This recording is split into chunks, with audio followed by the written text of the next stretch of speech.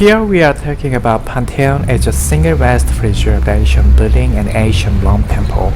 The Pantheon is actually two words, all and the gods of gods. So this is a temple to all the gods. And actually this is a replacement building. There was an earlier building here built by Agrippa, but the present was built by Hadrian.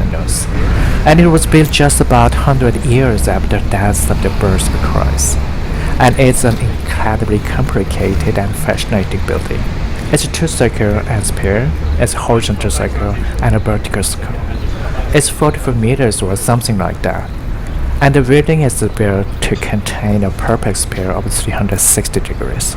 Dome is really three-dimensional art, so this is a series of the arts in sense which keeps missing. They were building a framework and then laying concrete on the framework, and then they would remove the framework when the concrete was dry.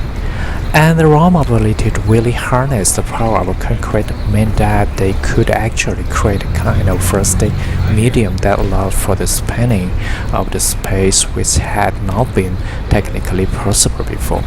It really allowed them to shape spaces in the way hadn't been possible in the Greek with the forced linear architecture and to incredibly dramatic effect.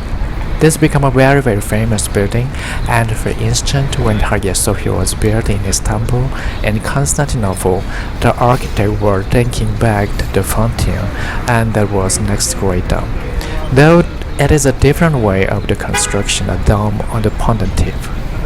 It probably not end up until we had a chance to say that it's Brunelleschi starting this building more than 1,000 times, 1,400 or 1,300 years later, that inspires his great dome in Florence.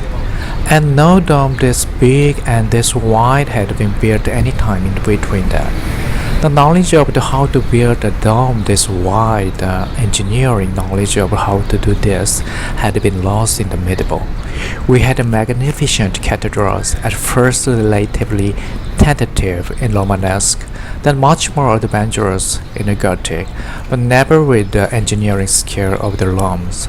Hundreds of years went by without any weird series building during the medieval in Europe, just because of the turmoil during the first period. So the Renaissance is a rebirth, is a return to the technical knowledge that the Greek and the Rome had achieved.